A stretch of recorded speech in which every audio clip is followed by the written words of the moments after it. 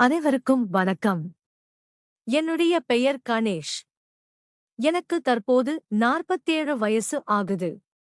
எனக்கு கல்யாணமாகி ஒரு பையனும் ஒரு பொண்ணும் இருக்காங்க. அப்புறம் ஹோம்லியா ஒரு மனைவியும் இருக்காங்க. நான் ஒரு ஜெராக்ஸ் கடை வச்சிருக்கேன்.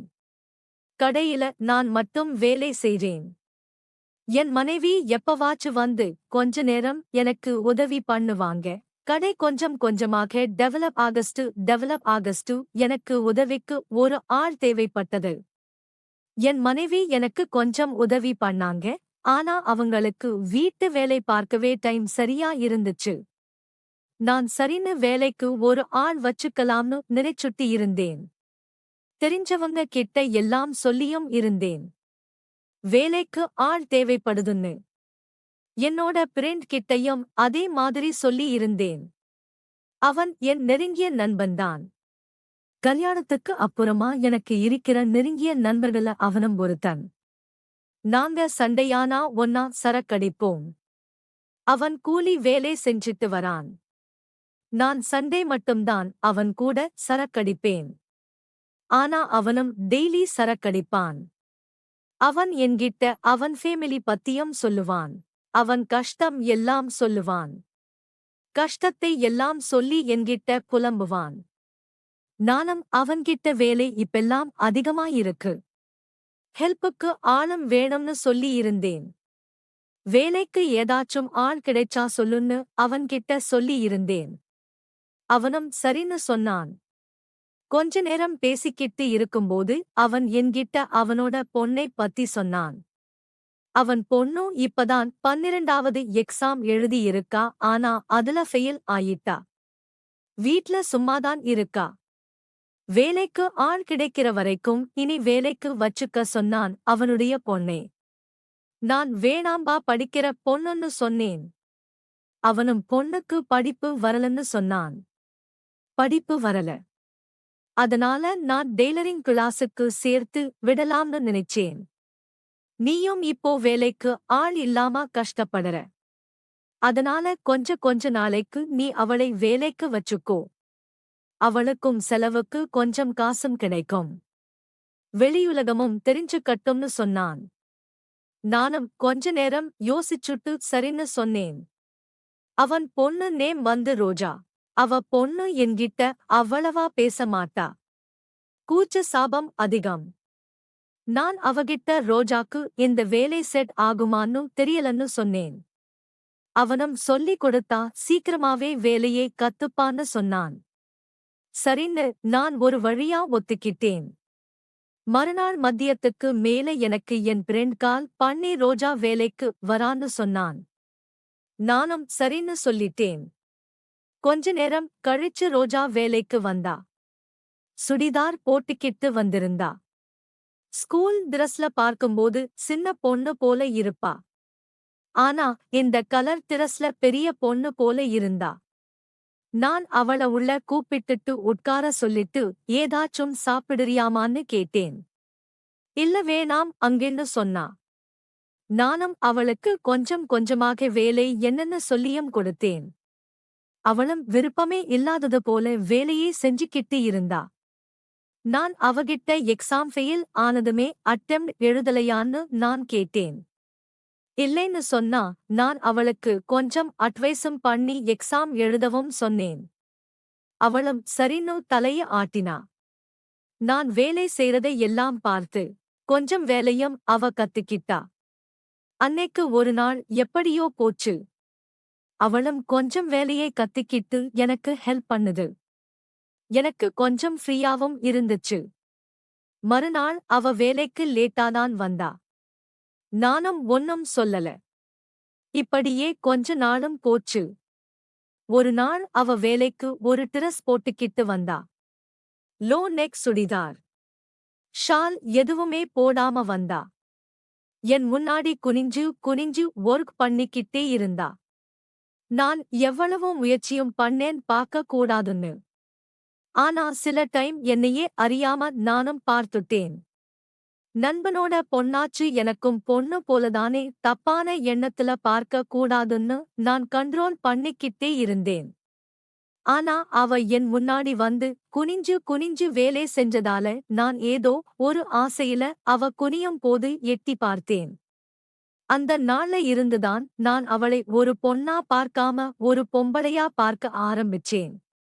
கொஞ்ச நாளைக்கு இப்படியே பார்த்துக்கிட்டே இருந்தேன். ஜீன்ஸ் டீ-ஷர்ட் எல்லாம் சில டைம் போட்டுக்கிட்டு வந்தா. அவ போடக்கூடிய அந்த ஜீன்ஸ் டீ-ஷர்ட்லாம் அவளுக்கு ரொம்ப டைட்டா இருக்கும். அப்படி அவள பார்க்க பார்க்க எனக்கும் கொஞ்சம் கொஞ்சமா ரோஜா மேல ஆசை அதிகமாச்சு. அவள எப்படியாவது அனுபவிக்கணும்னு எனக்குள்ள துடவும் ஆரம்பிச்சது. என் பொண்டாட்டியோட நான் சந்தோஷமா இருக்கும் போதெல்லாம் என் மனசுக்குள்ள ரோஜாவை நினைச்சுக்கிட்டுதான் நான் அவளோட ஒண்ணா இருக்க ஆரம்பிச்சேன். என் பொண்டாட்டி ரொம்ப குண்டா இருப்பா. அதனால அவ மேல எனக்கு கொஞ்ச நாளா இன்ட்ரெஸ்டே இல்லை. ஆனா ரோஜா அப்படி இல்ல, நல்ல ஒல்லியா திரிஷா மாதிரி ரொம்ப அழகா இருப்பா. ஒரு நாள் நான் வழக்கம் போல ரோஜாவை பார்த்து ரசிச்சுக்கிட்டு இருந்தேன். அன்னைக்கும் அவ ஷால் போடாமதான் வந்தா.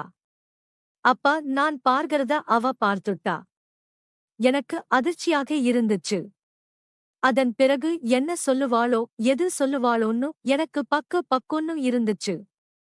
ஆனா அவ என்னை எதுவும் சொல்லல. மறைச்சும் பார்க்கல. திட்டமும் இல்லை.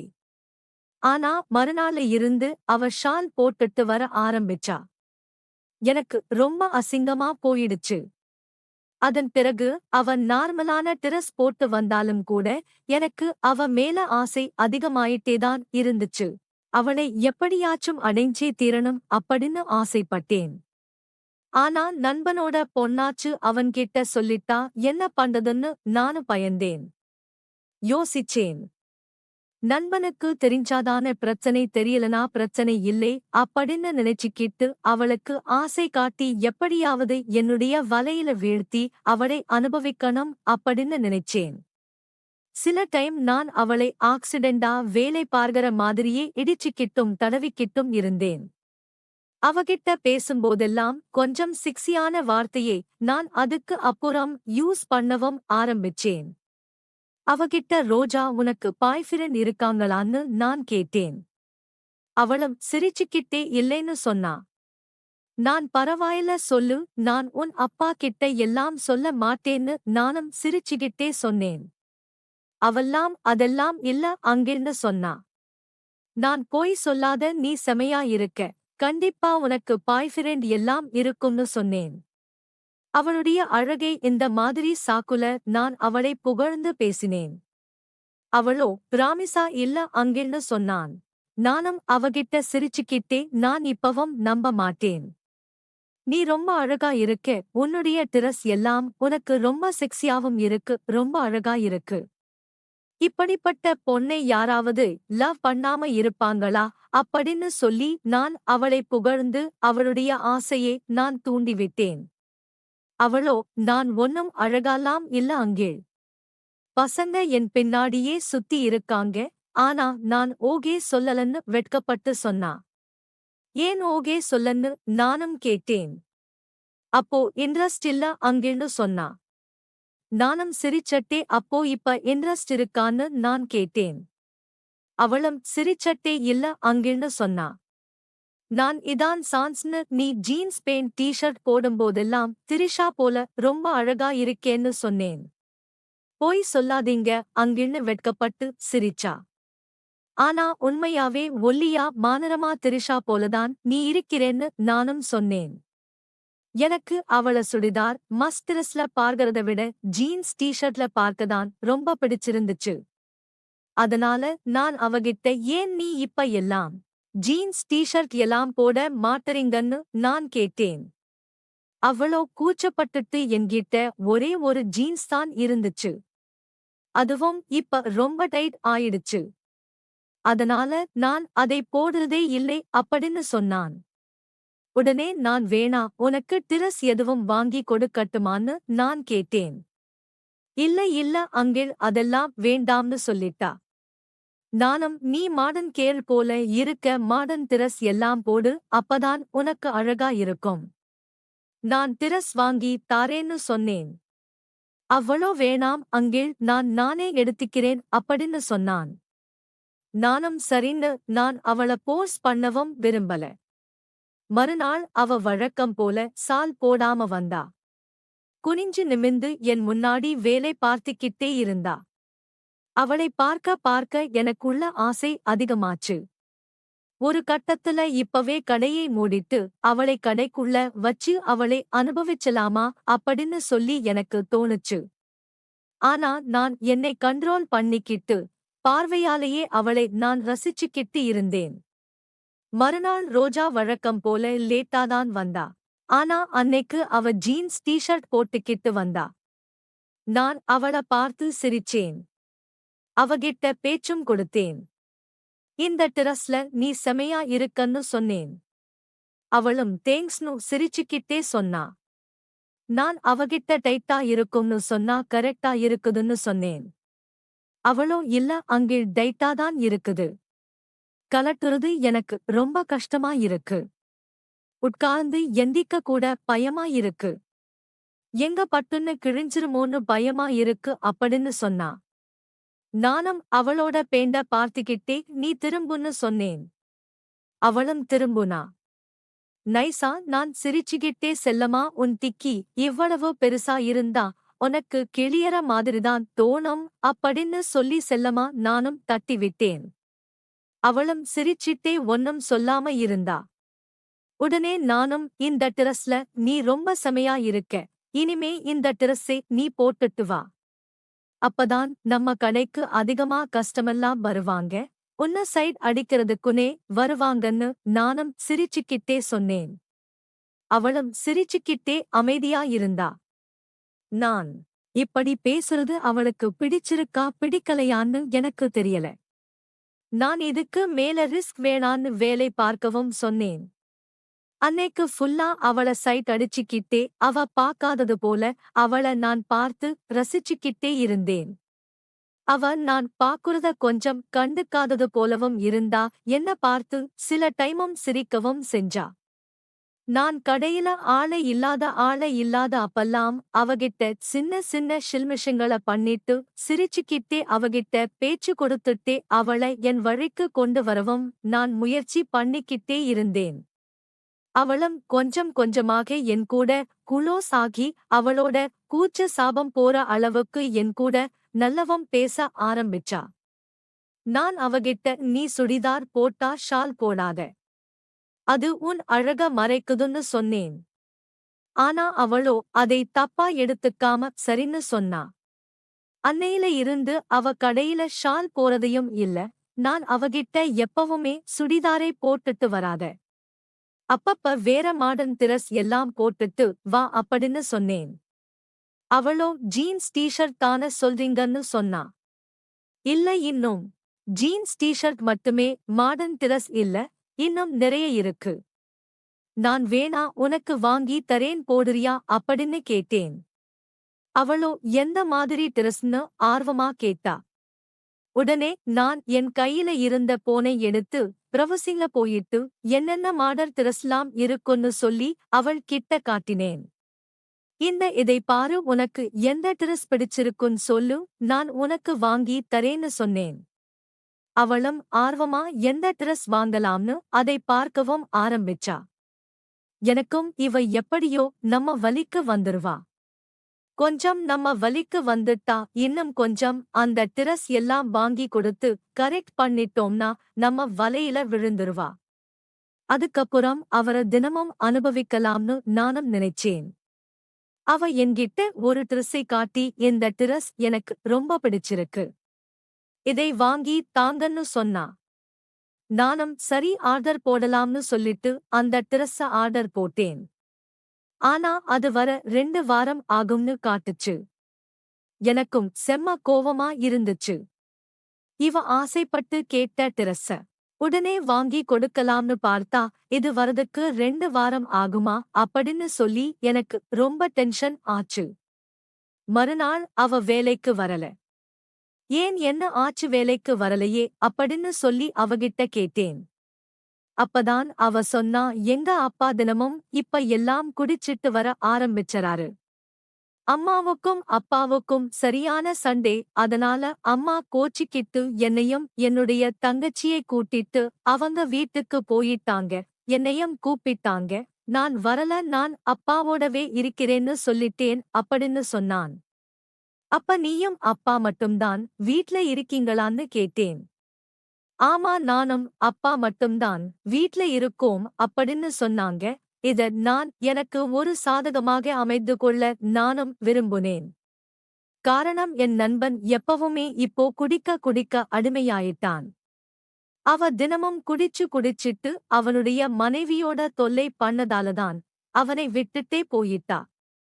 அதனால இனி தினமும் என்னுடைய நண்பனுக்கு கம்பெனி கொடுக்கற சாக்குல கடையை மூடிட்டு அவனுடைய வீட்டுக்கு போயி அவனோட சேர்ந்து நானும் குடிக்க ஆரம்பிச்சேன். கொஞ்ச நாளா அந்த டிரஸ் எனக்கு வர்ற வரைக்கும் நான் அவனோட சேர்ந்து தினமும் அவனுடைய வீட்டுக்கு போயிட்டு குடிக்கிறத நான் வழக்கமாக்கிட்டேன். அதன் பிறகு இந்த டிரஸ் வந்த அன்னைக்கு என் நண்பனுக்கு அதிகமான மதுவை ஊத்தி கொடுத்து அவனை மயக்கமடைய வச்சுட்டு இந்த டிரஸ்ஸ அவளுடைய மகளுக்கு கிப்டா கொடுக்கற சாக்குல அவளை எப்படியாவது நம்முடைய ஆசையில விழ வச்சு அன்னைக்கு அவளோட தனிமையில இருந்தனும்னு நான் முடிவு பண்ணேன். அதனால அந்த டிரஸ் வரதுக்கு எப்படியும் 2 வாரம் ஆகும்னு சொல்லிட்டு என் நண்பனுக்கும் என் மீது எந்தவிதமான சந்தேகமும் வரக்கூடாதுன்னு நினைச்சுக்கிட்டு நானும் தினமும் அவன் வீட்டுக்கு போய் குடிக்க ஆரம்பிச்சேன். அவனுக்கு கம்பெனி கொடுக்கற சாக்குல தினமும் அவங்களோட சேர்ந்து குடிக்க ஆரம்பிச்சேன். ஆனா நான் அதிகமா குடிக்க மாட்டேன். தினமும் லைட்டா குடிச்சிட்டு என்னுடைய வீட்டுக்கு வந்துருவேன். அவனும் என் நண்ப தினமும் நான் அவன் வீட்டுக்கு போறதால அவனுக்கும் என் மீது எந்தவிதமான சந்தேகமும் வரல. அதன் பிறகு நான் ஆர்டர் போட்ட அந்த டிரஸும் வந்துருச்சு. அதன் பிறகு வழக்கம் போல என் நண்பனுடைய வீட்டுக்கு நானும் குடிக்க போனேன். நானும் அவனும் குடிக்க ஆரம்பிச்சோம். அன்னைக்கு அவன் காலையிலேயே அதிகமா குடிச்சி இருந்தான். அதன் பிறகு எனக்கு கம்பெனி கொடுக்கணும்னு சொல்லிட்டு நைட்டும் என்னோட சேர்ந்து குடிச்சான். அதனால அவனுக்கு போதை அதிகமாகி அவன் மயங்கிட்டான். அதன் பிறகு அவன் வீட்ல அவன் பொண்ணு மட்டும்தான் தனியா இருந்தா. அப்ப நான் அவ பொண்ணுகிட்ட போய் பேச ஆரம்பிச்சேன்.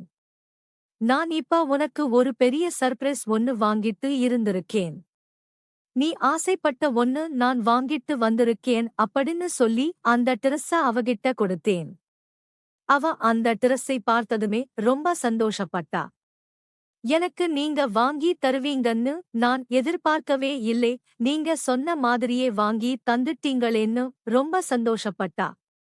அப்ப நான் சொன்னேன், இந்த டிரஸ்ஸ நீ இப்ப எனக்கு போட்டு காட்டுவியா அப்படின்னு சொன்னேன்.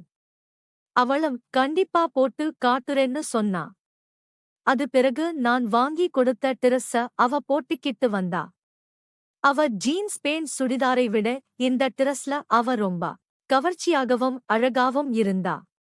அதன் பிறகு நானும் அவள அந்த டிரஸ்ஸை தொட்டு தொட்டு பார்க்கிற மாதிரி அவளையும் தொட்டு தொட்டேன். தொட்டு தொட்டு பேசினேன். அவ ஆரம்பத்துல கொஞ்சம் கையை தட்டி தட்டி விட்டா. அதன் பிறகு நான் அவளை இறுக்கமா கட்டி பிடிச்சேன். அதன் பிறகு நான் அவள விடவே இல்லை. அவளும் என் கையை மீறி எப்படியாவது வெளியேறணும்னு நினைச்சா. ஆனா ஒரு கட்டத்துல அவளும் வயசு பொண்ணாச்சே. அதன் பிறகு அவளும் என்னோட சேர்ந்து ஒத்துழைப்பு கொடுக்க ஆரம்பிச்சா. அன்னைக்கு அவளால அவளையே கண்ட்ரோல் பண்ண முடியல. நான் அதை எனக்கு சாதகமாக பயன்படுத்திக்கிட்டு அன்னைக்கு அவளோட நான் உல்லாசமாக ஆரம்பிச்சேன். அன்னைக்கு என்னுடைய பல நாள் திட்டம் நிறைவேறியச்சு. எப்படியோ இந்த டிரஸ்ஸை வாங்கி கொடுத்து அவளை நான் அனுபவிச்சிட்டேன். அதன் பிறகு நான் இதையே ரெகுலரா மாத்திக்கிட்டேன். தினமும் என்னுடைய நண்பனுடைய வீட்டுக்கு சரக்க வாங்கிட்டு போவேன். நானும் அவனும் சேர்ந்து ஒன்னா மது அருந்து வா. அப்ப நான் அவனுக்கு அதிகமாக ஊத்தி கொடுத்து அவனை மட்டையாக்கிடுவேன். அதன் பிறகு நான் அவனுடைய பொண்ணோட சேர்ந்து உல்லாசமாக இருக்க ஆரம்பிச்சேன். ஆரம்பத்துல என் கூட உல்லாசமாக இருக்க மறுத்தவனுடைய பொண்ணு அதன் பிறகு என்னோட சேர்ந்து நல்ல கம்பெனி கொடுக்க ஆரம்பிச்சா. நானும் அவளும் தினமும் உல்லாசமாக இருக்கிறதை வழக்கமாக மாத்திக்கிட்டோம். இப்படியே தினமும் நாங்க உல்லாசம் அனுபவிச்சுட்டே இருந்தோம். என்னுடைய நண்பனுக்கும் என் மீது எந்தவிதமான சந்தேகமும் வரல. இப்படியே பல மாதங்கள் எங்களுடைய தகாத உறவு தொடர்ந்துச்சு.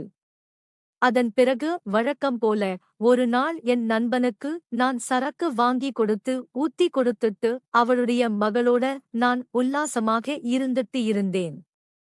வழக்கமா என் நண்பன் காலையிலையும் சரக்கு அடிப்பான். ஆனா அன்னைக்கு அவன் முந்தாநாள் அடிச்ச சரக்கு அவனுக்கு பிடிக்காததால தலை ரொம்ப பாரமா வலிக்குதுன்னு சொல்லிட்டு அன்னைக்கு அவன் காலையில சரக்கு அடிக்கல. நைட் மட்டும்தான் என் கூட சேர்ந்தே கொஞ்சமா சரக்கடிச்சான். அதன் பிறகு அவனுக்கு போதை அதிகமாயிடுச்சுன்னு சொல்லி படுத்து தூங்கிட்டான். நானும் அவன் எப்படியும் எந்திரிக்க மாட்டான்னு நினைச்சுட்டு அவன் பொண்ணோட சேர்ந்து நானும் உல்லாசமாக இருக்க ஆரம்பிச்சேன். அப்போ திடீர்னு என் நண்பனுக்கு முழிப்பு வந்துருச்சு. அவன் என்னை தேடினான். அப்போ நானும் அவனுடைய மகளும் ரூமுக்குள்ள உல்லாசமாக இருந்த சத்தம் வெளியே கேட்டு அவன் கதவை திறந்து பார்க்க, நானும் அவருடைய மகளும் ஆணை இல்லாமல் இருக்கிறதை பார்த்து அதிர்ச்சி அடைந்தான். அதன் பிறகு அவன் என்னை கண்டபடி அசிங்கமாக திட்டி என்னை அடிக்கவும் செஞ்சான். தகாத வார்த்தைகளால் திட்டுனான். நானும் கோபத்துல அவனை தள்ளிவிட்டேன். அவன் சோத்துல போய் மோதி கீழே விழுந்தான். அதன் பிறகு எனக்கு கோபம் தாங்க முடியல. கண்டிப்பா என்னுடைய நண்பனுக்கு இந்த விஷயம் தெரிஞ்சிருச்சு. அதன் பிறகு இனி அவளுடைய மகளோட என்னால உல்லாசமாக இருக்க முடியாது. அதுக்கு கண்டிப்பா இவன் இடையரா இருப்பான். அதனால இவனுடைய கதையை முடிச்சிரணும்னு நான் அப்பவே முடிவு பண்ணிட்டேன். அப்போ பக்கத்துல இருந்த ஒரு துணியை எடுத்து, அதாவது அவ பொண்ணு போட்டிருந்த அந்த சாலை எடுத்து என் நண்பனுடைய கழுத்தை இறுக்கி அவனை துடிக்க துடிக்க நானும் கொலையும் செஞ்சேன். இதை பார்த்து அவன் மகன் அதிர்ச்சியானா. அதன் பிறகு நான் அவகிட்ட சொன்னேன், உன் அப்பனே ஒரு குடிகாரன்தான். அவனை வச்சு உனக்கு எந்த யூசும் இல்லை. நான் உன்னை நல்லபடியா பார்த்துக்கிறேன். இந்த குறையை எப்படியாவது மறைக்கணும். அதனால உன்னுடைய தந்தை வந்து குடிச்சே இறந்து போயிட்டார் அப்படின்னு நாளை காலையில நீ போலீசுக்கு போன் பண்ணி சொல்லிரு. அதன் பிறகு போலீஸ்ட கேஸ கொடுத்துட்டு உன் அப்பாக்கு செய்ய வேண்டிய இறுதி சடங்க எல்லாம் செஞ்சிரு அப்படின்னு நானும் சொன்னேன். அவளுடைய மகளுக்கும் ரோஜாவுக்கும் என் மீது ஆசை இருந்ததாலையும் நான் அவளை நல்லபடியா பார்த்துப்பேன் அப்படிங்கிற நம்பிக்கையாலும் அவளும் அதற்கு சம்மதம் தெரிவிச்சா. அதன் பிறகு நானும் சொல்லிக் கொடுத்தது போலவே அவ காலையிலேயே போலீசுக்கு போன் பண்ணி இங்க அப்பா குடிச்சு இறந்து போயிட்டாரு அப்படின்னு சொல்லி கம்ப்ளைண்ட் பண்ணா. போலீசாரும் உடனடியாக வீட்டுக்கு வந்து பார்த்திருக்காங்க. அப்போ அவருடைய பாடியை பார்த்துட்டு அவரை பிரேத பரிசோதனை செய்யணும் அப்படின்னு சொல்லி மருத்துவமனைக்கு அனுப்பி வச்சிட்டாங்க. என் ஃப்ரெண்டோடைய பாடியை எடுத்துட்டு போயிட்டாங்கன்னு என்னுடைய ரோஜா எனக்கு போன் பண்ணி சொன்னா. இதை கேட்டதுமே நானும் அதிர்ச்சியானேன். ஏன் எடுத்துட்டு போனாங்க, மது போதையில இறந்துட்டாங்க அப்படின்னு சொன்ன பிறகு அப்படியே விட்டுட்டு போயிருக்க வேண்டியதுதானே அப்படின்னு நானும் சொன்னேன். அதுக்கு ரோஜாவா எனக்கு தெரியாது. இதுதான் ப்ரொசீஜர், இப்படிதான் நாங்க செய்வோம் அப்படின்னு சொல்லிட்டு அவங்க எடுத்துட்டு போயிட்டாங்கன்னு சொன்னான். இது எனக்கு முதல்ல ஒரு ஷாக்கா இருந்துச்சு. அதன் பிறகு பிரேத போசனை முடிஞ்சு அவருடைய பாடியையும் கொடுத்தாங்க. அதன் பிறகு என் நண்பனுக்கு செய்ய வேண்டிய இறுதி சடங்குகள் எல்லாம் நல்லபடியா செஞ்சு முடிச்சோம். அதன் பிறகு எங்களுக்கு யாரும் இடையூறு இல்ல. இனி நாங்க சந்தோஷமா விருப்பம் போல எப்ப வேணாலும் உல்லாசமாக இருக்கலாம் அப்படின்னு சொல்லி நானும் நினைச்சுக்கிட்டு இருந்தேன். ஆனா பிரேத போசனை அருகே வேகமாக முடிந்து அறிக்கையும் சீக்கிரமாகவே வந்துட்டு. அதுல என்னுடைய நண்பன் இயற்கையான முறையில் மரணம் அடையல. அவன் கழுத்து அவனுடைய தலையில பின்பக்கம் பலமான ஒரு காயமும் இருக்கு. அது மட்டுமில்ல, அவரு கழுத்தை நிறுத்துதான் கொலை செஞ்சிருக்காங்க அப்படிங்கிற விஷயத்தையும் போலீசார் கண்டுபிடிச்சிட்டாங்க. அதன் பிறகு போலீசார் போன் பண்ணி உங்களுடைய அப்பாவுடைய சவலைங்களுக்கு சந்தேகம் இருக்கு, நீங்க உடனடியாக போலீஸ் ஸ்டேஷனுக்கு வாங்கன்னு ரோஜாக்கு போன் பண்ணி கூப்பிட்டாங்க. இது ரோஜாக்கு பெரிய அதிர்ச்சியாக இருந்துச்சு. உடனடியாக அவ எனக்கு போன் பண்ணி போலீசார் என்ன விசாரணைக்கு கூப்பிடுறாங்க அப்படின்னு என்கிட்ட சொன்னான். அப்ப சரி, பயப்படாத, நானும் உன் கூட வரேன். நான் சொல்லிக் கொடுக்கற மாதிரி நீயே சொல்லு. ஒருவேளை போலீசார் பெரித பர்சன்ல கண்டுபிடிச்சிட்டாங்கன்னா நான் சொல்ற மாதிரியே நீ சொல்லு. உனக்கும் 17 வயசுதான். அதனால நீ உனக்கு அதிகபட்சமான தண்டனை கொடுக்க மாட்டாங்க. நீ உங்க அப்பா மது போதையில உன்கிட்ட தகாத வார்த்தைகளை திட்டி உன்கிட்ட தப்பா நடந்துங்க முயற்சி பண்ணாரு. கோபத்துல நான் தள்ளிவிட்டேன். அது அப்பா சோத்துல போய் மோதி கீழே விழுந்தாரு. அதன் பிறகு அதுக்கு பிறகு அவர் என்ன பாலியல் வன்கொடுமை செய்ய முயற்சி பண்ணாரு. அதனால நான் சுடிதார வச்சு இறுக்கி அவரை நான் கொலை செஞ்சிட்டேன் அப்படின்னு சொல்லி போலீசார் கிட்ட நீ இந்த மாதிரி ஒரு வாக்கு மூலம் கொடு. மீதிய நான் பார்த்துக்கிறேன் அப்படின்னு சொன்னேன். அவளும் சரின்னு சொல்லிட்டா. அதன் பிறகு நான் அவள போலீஸ் ஸ்டேஷனுக்கு வரைக்கும் தான் கூட்டிட்டு போனேன். நான் போலீஸ் ஸ்டேஷனுக்கு உள்ள போகல. நீயே போய் பேசு. நான் உன் கூட வந்தா போலீசாருக்கு என் மீது சந்தேகம் வரும்னு நானும் சொன்னேன். அவளும் சரின்னு சொல்லிட்டு உள்ள போய் ஸ்டேஷன்ல போய் என்ன விசாரிக்க வர சொன்னாங்கன்னு சொல்லிருக்காங்க. அதன் பிறகு இன்ஸ்பெக்டர் இந்த மாதிரி கேட்டதுமே ஆமா, நான் தான் என் அப்பாவை கொன்னேன், இந்த மாதிரி கொன்னு அப்படின்னு சொல்லி அவளே குற்றத்தை ஒத்துக்கிட்டு பலியையும் ஏத்துக்கிட்டா. அதன் பிறகு போலீசார் அவளை கைது செஞ்சு சிறையிலேயே மடைச்சாங்க. ஆனா இருந்தாலும் ஒரு 17 வயசு பொண்ணால எப்படி தன்னந்தனியா தன்னுடைய அப்பாவை சுவத்துல தள்ளி கொலை செஞ்சு சால்வையால இறுக்கி கொலை செய்ய முடியும் அப்படின்னு போலீசாருக்கு சந்தேகம் வந்துச்சு. அதன் பிறகு போலீசார் ரோஜாவுடைய செல்போனை கைப்பற்றி ஆய்வு செஞ்சாங்க. ரோஜா யாருக்கிட்டையாவது அடிக்கடி செல்போன்ல பேசி இருக்காளா, அவளுக்கு ஏதாவது காதலன் இருக்கானா அப்படிங்கிற கோணத்துல போலீசார் செல்போனை கைப்பற்றி ஆய்வு செஞ்சாங்க. அப்போ ரோஜா யாருக்கிட்டையுமே போன்ல பேசல. நான் தான் அவளுடைய காதலன். அவ என் கடைக்கு வந்த பிறகு நானும் அவளும் டைரக்டாவே நேர்ல பேசிருவோம். அதனால நாங்க அதிக நேரம் போன்ல பேசுனது கிடையாது. அதனால ரோஜா யாருக்கிட்டையுமே போன்ல பேசல அப்படிங்கறதையும் போலீசார் உறுதிப்படுத்திக்கிட்டாங்க. இருந்தாலும் போலீசாருக்கு சந்தேகம் தீரல. போலீசார் கேலரி உள்ளிட்ட விஷயங்களையும் போலீசார் ஆய்வு செஞ்சாங்க. அதுலதான் நாங்க மாட்டிக்கிட்டோம். நானும் ஜோஜாவும் நெருக்கமான சில போட்டோக்களையும் எடுத்து வச்சுக்கிட்டு இருந்தோம். அந்த போட்டோஸ் எல்லாம் போலீசார் பார்த்து இது யாருன்னு கேட்கும்போதுதான் இது என் அப்பாவுடைய ஃபிரெண்ட் அப்படின்னு சொல்லிருக்காங்க. அப்பாவுடைய ஃபிரெண்ட் உனக்கும் அப்பா மாதிரிதானே. ஆனா நீங்க 2 பேரும் கக்லோசா போட்டோ எடுத்திருக்கிறத பார்த்தா இது அப்பா மக உறவு மாதிரி தெரியலையே. உங்களுடைய உறவே வேற மாதிரி தப்பா தெரியுதே. உங்களுக்குள்ள என்ன உறவு இருக்கு அப்படின்னு சொல்லி போலீசார் தங்களுடைய பாணியில ரோஜா கிட்ட கெடுக்கப்படி விசாரணை மேற்கொள்ள ஒரு கட்டத்துல பயந்து போன ரோஜா எனக்கும் அவளுக்கும் தகாத உறவு இருப்பதை ஒத்துக்கிட்டா. சம்பவத்தன்று நானும் என் அப்பாவுடைய நண்பரும் வீட்டுல உல்லாசமாக இருந்துகிட்டு இருந்தோம். அப்போ எப்பவுமே மதுபோதையில இருக்கக்கூடிய என்னுடைய அப்பா அன்னைக்கு திடீர்னு போதை தெளிஞ்சு நாங்க என்னுடைய ரூமுக்கு வந்தாரு. அங்க நானும் அவருடைய நண்பரும் உல்லாசமாக இருக்கிறதை பார்த்து அதிர்ச்சி அடைந்து அவரோட சண்டைக்கிட்டாரு. அந்த சண்டைதான் கைகலப்பாக மாறி அவருடைய நண்பர்தான் என்னுடைய அப்பாவை சுவத்துல தள்ளி கொலையும் செஞ்சாரு. அதன் பிறகு நான் கழட்டி போட்டிருந்த என்னுடைய சால்வை எடுத்து என் அப்பாவை கழுத்து நெரிச்சி துடிக்க துடிக்க அவருடைய நண்பரனான கணேஷ்தான் கொலை செஞ்சாரு அப்படின்னு அனைத்து உண்மைகளையும் ஒத்துக்கிட்டார். அதன் பிறகு அவ அளித்த வாக்க மூலத்தின் அடிப்படையில போலீசாரும் வழக்கு பதிவு செய்து என்னையும் அதிரடியாக கைது செய்தனர்.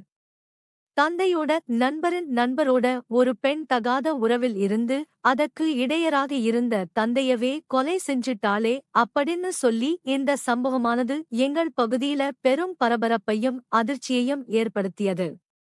ஆமென்.